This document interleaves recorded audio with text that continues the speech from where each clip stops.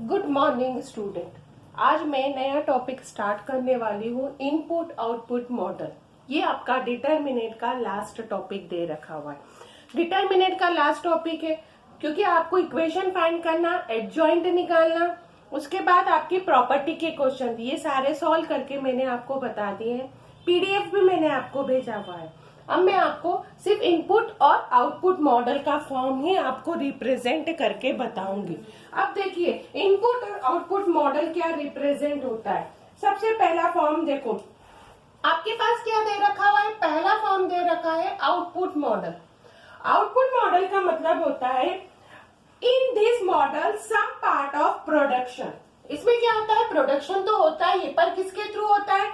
एक तो होता है इंटरनली के थ्रू होता है, जो कंज्यूम करता है, क्या करता है, कंज्यूम करता है externally body such house hold government के थ्रू रिप्रेजेंट कर रखा है।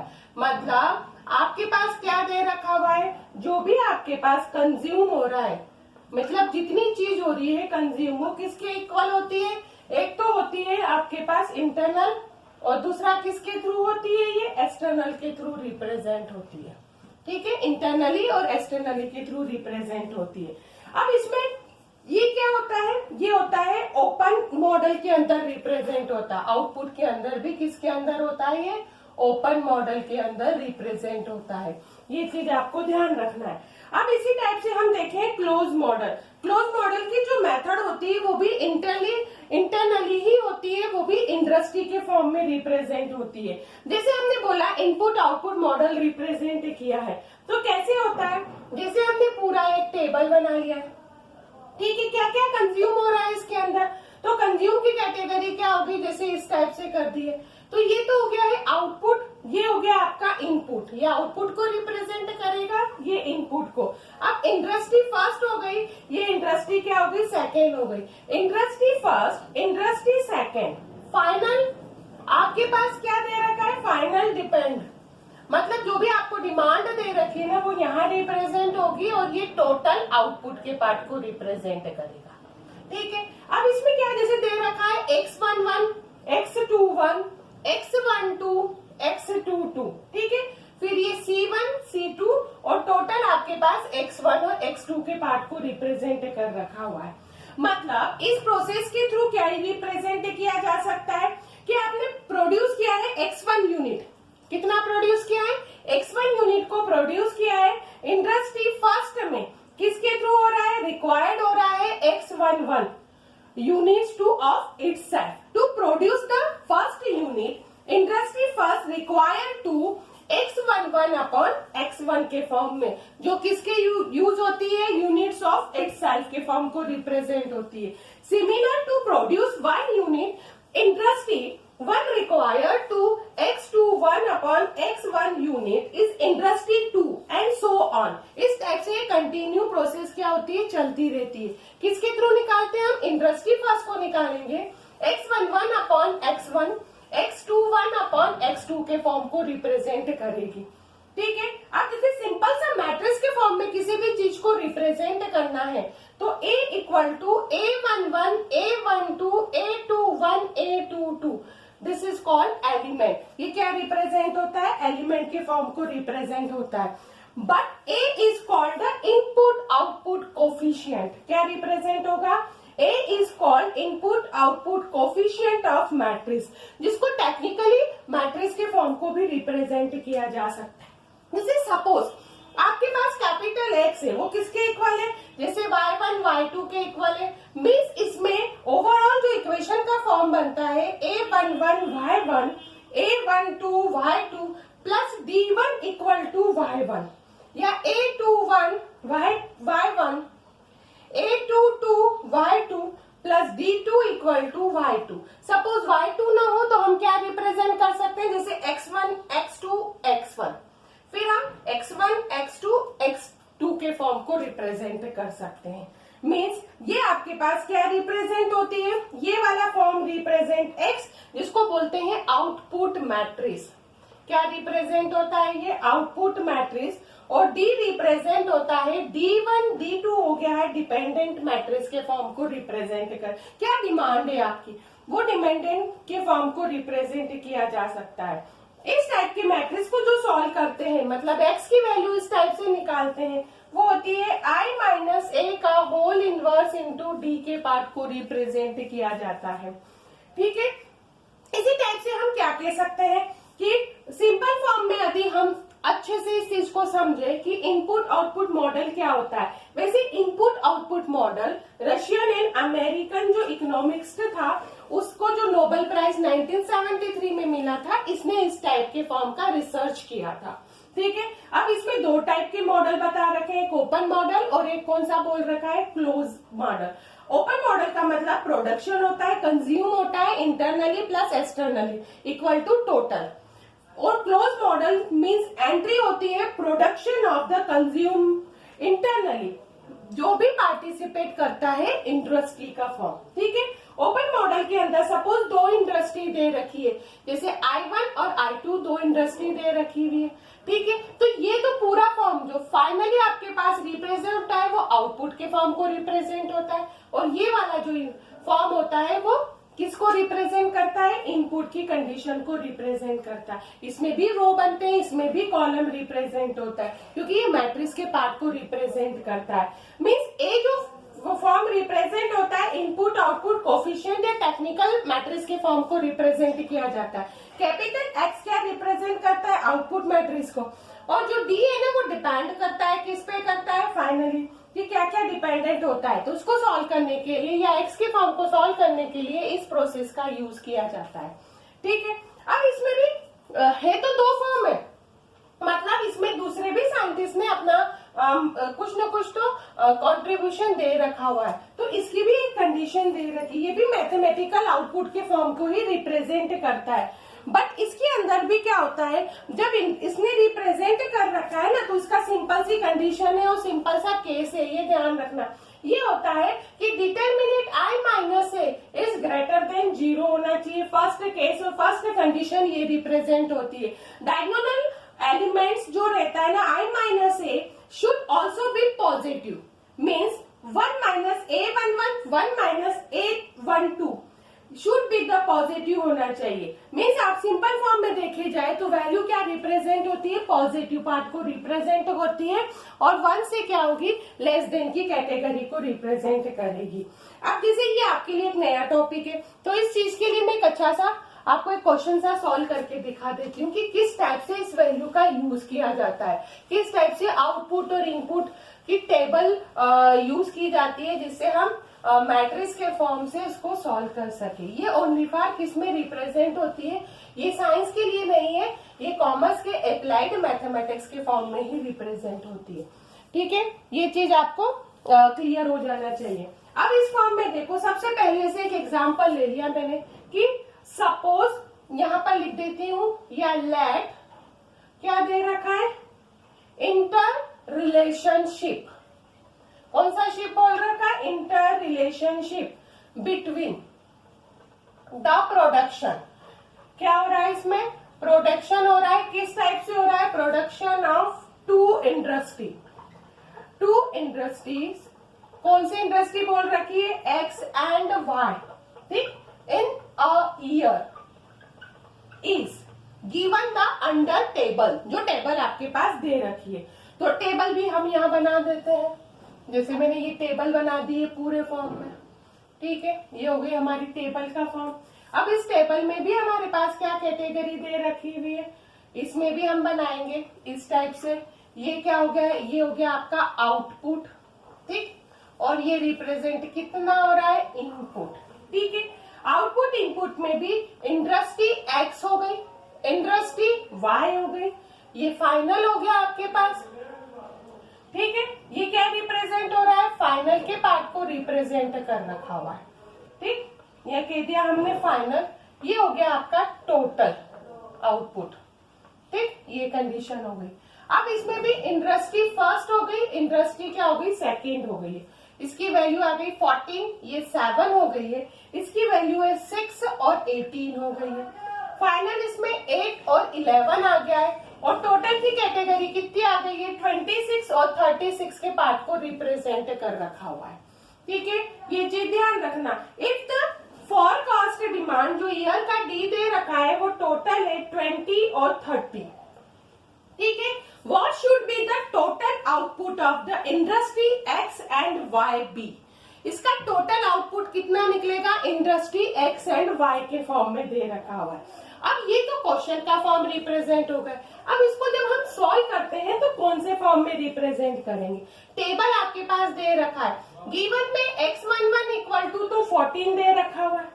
ठीक है, उसके बाद x12 6 है, x1 21 दे रखा है, x21 इक्वल टू 7, x22 यानी 18 के पार्ट को रिप्रेजेंट कर रखा है और x2 की कंडीशन यहाँ पर क्या रिप्रेजेंट हो रही है 36 के पार्ट को रिप्रेजेंट कर रखी है। अब a11 निकालना है तो x11 upon x1 14 upon 28 means ये वैल्यू आ गई 1/2। a12 की value x12 upon x2 means 6 upon 36 means value कितनी रिप्रेजेंट हो गई है, ये वैल्यू आपके पास यहाँ रिप्रेजेंट हो रही है 1/6। फिर a21 की value x21 upon x1 x21 यानी 7 upon 28 means 1/4। a22 means x22 upon x2 18 upon 36 यानी 1/2 के पार्ट को रिप्रेजेंट करेगा। मीन्स इसमें टेक्निकली मैट्रिक्स जो आपके पास रिप्रेजेंट हो रहा है वो a इक्वल टू क्या रिप्रेजेंट हो रहा है 1/2। ठीक है, फिर 1/6, फिर 1/4 एंड 1/2 के पार्ट को रिप्रेजेंट हो रहा है। गिवन में आपके पास डी दे ही रखा है 20 एंड 30 के पार्ट को रिप्रेजेंट करेगा। ठीक है, output matrix capital X equal to हो गया एक्स और वाई, क्योंकि उसमें दो टाइप की इंडस्ट्री दे रखी, जैसे इंडस्ट्री दे रखी वैसे अरेंजमेंट करना है। फॉर्म रिप्रेजेंट होता है x equal to I minus A का whole inverse into D. Question एक बार समझ लिए, let the inter relationship between the production of two industry X and Y in the year is given the under given table. Means output है industry X industry Y, first and second, final and total. First और second के form में 14, 7, 6, 18, 8, 11 और 28, 36 दे रखा है। उसके बाद D की वैल्यू आपके पास दे रखी है 20 एंड 30 के फॉर्म में। सबसे फर्स्ट आपको मैट्रिक्स फाइंड करना है। Matrix A equal to a11, a12, a21, a22, ये वैल्यू फाइंड करी। अब आपको क्या निकालना है, इसमें सबसे फर्स्ट फॉर्म निकालना है आई माइनस ए। आई आप जानते हैं, आई मीन आइडेंटिटीज मैट्रिक्स या इसको फॉर्म पे रिप्रेजेंट करते हैं यूनिट मैट्रिक्स के फॉर्म में। आई की वैल्यू होती है 1001 माइनस 1/2, 1/6, 1/4, 1/2। इसको पूरा सॉल्व करा है। 1 माइनस 1/2 की वैल्यू क्या रिप्रेजेंट होगी, तो ये वैल्यू कितनी रिप्रेजेंट हो रही 1/2 माइनस का 1/6 हो गया, ये हो गया माइनस का 1/6 और ये 1/2। ये किसकी वैल्यू निकली है, आई माइनस ए के फॉर्म को रिप्रेजेंट कर रखा हुआ है। ठीक है, अब इसका हम क्या निकालेंगे, डिटर्मिनेट। आई माइनस ए का डिटर्मिनेट। डिटर्मिनेट आपको पता ही है कि किस टाइप से रिप्रेजेंट करते हैं, 1/2 माइनस 1/6 माइनस 1/4। ठीक, और ये आ गया है 1/2। इसको सॉल्व करो, इसका इंटू इधर हो जाएगा 1/2 माइनस माइनस माइनस क्या रिप्रेजेंट होगा प्लस के फॉर्म में 1/6 इंटू 1/4 इक्वल टू 1/24। अब इसमें ले लो आप एलसीएम, एलसीएम आएगा 24 यानी 6 माइनस 1 इक्वल टू 5। तो वैल्यू कितनी निकली है 5/24। 5/24 मीन्स 0 के नॉट इक्वल है, नॉन सिंगुलर मैट्रिक्स है। तो आगे हम क्या कह सकते हैं कि लिमिट इसकी क्या होगी, एग्जिस्ट होगी। ये क्वेश्चन बड़े मार्क्स में पूछे जा सकते हैं, क्योंकि ये क्वेश्चन क्या है, थोड़े बड़े हैं। पहले हमें मैट्रिक्स ही निकालना पड़ता है टेबल के थ्रू। हम मैट्रिक्स निकालते हैं, फिर डिटर्मिनेट निकालेंगे। अब हम इसका क्या निकालेंगे, एडजॉइंट निकालेंगे। अब एडजॉइंट की कैटेगरी क्या रिप्रेजेंट होती है इसमें, एडजॉइंट का मीन होता है आपको सारे कोफैक्टर के फॉर्म रिप्रेजेंट करना। ठीक है, अब इसमें एडजॉइंट मैं डायरेक्ट भी निकाल देती हूँ, क्योंकि आपको तो आता ही है कि किस टाइप से रिप्रेजेंट किया जाता है। इसका एडजॉइंट कितना निकलेगा, ये तो निकलेगा 1/2, 1/6, 1/4, 1/2 निकलेगा, तो सेम ही। बस इसमें वैल्यू क्या रिप्रेजेंट होगी, ऑड के अकॉर्डिंग माइनस का मल्टीप्लाई आएगा और इवन के अकॉर्डिंग में कोई मल्टीप्लाई रिप्रेजेंट नहीं होता है। तो ये चीज आपको अच्छे से ध्यान रखना है। मतलब इसमें i माइनस ए का होल इनवर्स इक्वल टू होता है adjoint i minus A upon determinant i minus A. अब डिटरमिनेट की वैल्यू कितनी है, ये हो गई है 5/24। इसको 1 के अपॉन में लिखते हैं तो उल्टा आएगा 24/5। वैल्यू आ गई है 1/2, 1/6, 1/4, 1/2। ये आपके पास वैल्यू निकल गई। ठीक है, ये वैल्यू क्या रिप्रेजेंट हो रही है, i के फॉर्म में। अब आपको x की वैल्यू निकालना है ना, तो x की वैल्यू कैसे निकालते हैं, x इक्वल टू 24/5, 1/2, 1/6, 1/4, 1/2। और b की वैल्यू कितनी है 20 और 30। इनका आपस में मल्टीप्लाई करके आप किसकी वैल्यु निकालेंगे, x एंड y की वैल्यू को फाइंड करेंगे। ठीक है, अब ये तो 24, ये तो एज इट इज रख दो 24/5। ये हो गया रो इंटू कॉलम के फॉर्म को रिप्रेजेंट करेगा। तो 10 + 5, 5 + 15। ठीक है, तो ये वैल्यू आपके पास क्या रिप्रेजेंट हो रही है, ये वैल्यू का जो पार्ट यहाँ पर रिप्रेजेंट होगा वो होगा कि 24/5 इक्वल टू 15 और 20। मीन्स x की वैल्यू जो निकलेगी वो 72 और y की वैल्यू कितनी निकलेगी 96 के पार्ट को रिप्रेजेंट करेगी। तो इस टाइप से आप टोटल आउटपुट इंडस्ट्री x और y निकाल सकते हैं। एक का तो निकलेगा 72, एक का कितना निकलेगा 96 के पार्ट को रिप्रेजेंट कर सकते हैं। यदि यही फॉर्म यदि हम सेकंड में दे दें, मीन्स ये तो सिंपल आउटपुट इनपुट है, क्वेश्चन कोई लेंदी नहीं है, सिर्फ आपको क्या निकालना है, इसमें सबसे पहले मैट्रिक्स का फॉर्म ही निकालना पड़ता है। यदि मैट्रिक्स आप सही तरीके से निकाल लिए तो आपको आगे सेम प्रोसेस है जो हमने पहले कर रखी। ठीक है, तो ये वाला पोर्शन यहाँ दे रखा है, वही एडजॉइंट है, वही इनवर्स है और वही एक्स वाई की फॉर्म दे रखा हुआ है। सिर्फ इसमें मेथड का या जो प्रोसेस होती है वो थोड़ी क्या हो गई है, अलग हो गई है। ठीक, अब अगला जो फॉर्म आपके पास दे रखा हुआ है ना, टेस्ट करना है। टेस्ट किसके थ्रू, जैसे आपके पास ये दे रखा हुआ है, सपोज a इक्वल टू है 0.2, 0.3, 0.4 और 0.1 और x यानी आउटपुट जो आपके पास मैट्रिक्स है 25 एंड 21 दे रखा हुआ है। अब इसमें क्या करना है, फाइनली आपको d की वैल्यू फाइंड करनी है। ठीक है, अभी हमारे पास d दे रखा था, हमें क्या करना था, इसकी वैल्यू अब फाइंड करनी है। ठीक है, और उसके साथ ही हमें क्या करना है, टेस्ट भी करना है, क्योंकि हमें दूसरी मेथड भी तो पढ़नी है। तो इसके अकॉर्डिंग हमें ये भी टेस्ट करना है कि ये मेथड के थ्रू हमारी वैल्यू क्या आ जाएगी कि ग्रेटर देन 0 के इक्वल आ रही है या नहीं आ रही है। ठीक है, मतलब हम इसको बता सकते हैं कि ये वेरीफाई हो रहा है, तो ये वाली मेथड का यूज किया जा सकता है। अब निकालने के लिए इसमें क्या यूज करते हैं कि सिंस इनपुट इक्वल टू किसके इक्वल होता है, आउटपुट के इक्वल होता है। ठीक है, तो ax plus D equal to X होगा, d equal to i minus a into X के पार्ट को रिप्रेजेंट करेगा। ठीक है, i माइनस a का मतलब क्या होता है, ये हो गया आपके पास 1001 माइनस 0.2, 0.3, 0.4, 0.1। आप सब्ट्रैक्ट करोगे तो वैल्यू आ जाएगी 0.8 माइनस 0.3 माइनस 0.4 और ये कितनी आ गई है 0.9 के फॉर्म पर। ठीक है, अब d निकालना है ना, तो d निकालने के लिए 0.8 माइनस 0.3 माइनस 0.4 और 0.9 का इंटू किसके साथ करेंगे, हम d के साथ, x के साथ करेंगे। x की वैल्यू यहाँ क्या दे रखी 25 और 21, तो ये आपके पास d निकल जाएगा। d की वैल्यू से आप मल्टीप्लाई करोगे तो कितना होगा, रो इंटू कॉलम के पार्ट को रिप्रेजेंट करेगा। तो ये ओवरऑल जो आपके पास निकलेगा 13.7 और 8.9, ये आपको वैसे भी मल्टीप्लाई करके आता है, तो आप इजीली इन वैल्यू को निकाल सकते हैं। यदि आपको टेस्ट के फॉर्म में पूछा जाए, सेकंड मेथड पूछी जाए, सेकंड कंडीशन पूछी जाए कि टेस्ट में कैसे किया जाता है, तो सेकंड कंडीशन के अकॉर्डिंग आपके पास क्या निकला था, i minus A. i minus A ने 0.8 माइनस 0.3 माइनस 0.4 और 0.9 निकला था। ठीक है, अब इसी का आप डिटर्मिनेंट निकाल देना।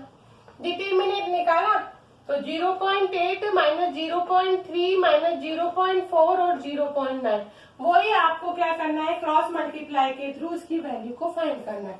मतलब इसका इंटू तो इधर करना है, तो 9 8 जा कितना आ जाएगा 0.72 और 0.12, सॉल्व किया तो 0.69 निकला है। मतलब ये क्या हो गया है, 0 से ग्रेटर देन निकला है, क्योंकि नेगेटिव में नहीं निकला है, पॉजिटिव में निकला हुआ है। यदि ये पॉजिटिव में निकला है मतलब ये वाला जो कंडीशन है उसको क्या कर रहा है, वो सेटिस्फाई कर रहा है, इस कंडीशन को क्या कर रहा है, वो सेटिस्फाई कर रहा है। तो सेटिस्फाई तो हम लिख सकते हैं कि ये कंडीशन क्या आ रही है, इसकी सेटिस्फाई के पार्ट को रिप्रेजेंट कर रखा है। तो अभी इस टाइप के जो क्वेश्चन आते हैं जो इनपुट आउटपुट एनालिसिस के पार्ट को रिप्रेजेंट करते हैं, जो ऐसा फॉर्म आपके पास यहाँ जो दे रखा हुआ है, ये क्या रिप्रेजेंट होता है, एक तो आपके पास टेबल दे रखा रहेगा, सबसे पहले आपको इसमें मैट्रिक्स निकालना है, मैट्रिक्स निकालने के बाद उसके अंदर के एलिमेंट निकालना है, फिर वही इनवर्स वाली प्रोसेस करना है, फिर आप उसकी एक्स और वाई की वैल्यू निकाल सकते हैं। अब इसको तो ओनली फॉर टेस्ट करना है कि यदि ये पॉजिटिव फॉर्म को रिप्रेजेंट कर रखा है, मीन्स पॉजिटिव को रिप्रेजेंट कर रहा है, तो ये क्या हो रहा है, ग्रेटर देन की कंडीशन को ही रिप्रेजेंट करेगा। तो ये चीज आपको इसमें ध्यान रखना है। अब इसके कुछ क्वेश्चन है जो मैं पीडीएफ के थ्रू आपको भेज दूंगी कि क्या क्या क्वेश्चन दे रखे हैं, जो पीडीएफ के थ्रू आपको मैं बताने वाली हूँ और भेज दूंगी। अब इसी क्वेश्चन में आपके क्या होता है, केस स्टडी का पार्ट भी रिप्रेजेंट होता है। अब केस स्टडी कैसे होते हैं, जो अभी हमने पहली सोल्यूशन किया था ना, लीनियर इक्वेशन जो डिटरमिनेंट के थ्रू सॉल्व करी थी, ऐसे क्वेश्चन आपको क्या होते हैं, केस स्टडी में पूछे जा सकते हैं। तो कुछ क्वेश्चन आपको केस स्टडी के भी मैं आपके पास भेज दूंगी जो सॉल्व किए हुए रहेंगे, तो आपको समझ में आ जाएंगे कि क्वेश्चन किस टाइप से सॉल्व करते हैं और कैसे यूज किए जा सकते हैं। ठीक है, इस टाइप से या ये वाले टॉपिक से आपका पूरा चैप्टर क्या हो गया है, कवर हो गया है और कंप्लीट हो गया है। पहले भी मैंने आपको पीडीएफ भेज दी है, 2 फॉर्म के पीडीएफ बचे हैं, एक तो डिटरमिनेंट के थ्रू इक्वेशन को फाइंड करना और सेकंड आउटपुट इनपुट एनालिसिस के पार्ट को, जो मैं दोनों आपको भेज दूंगी, जिससे आपका ये चैप्टर क्या हो गया है, कंप्लीट हो गया है। ठीक है, अब आगे का जितना भी पोर्शन होगा वो मैं आपको क्या बताऊंगी, नेक्स्ट वीडियो के पार्ट में रिप्रेजेंट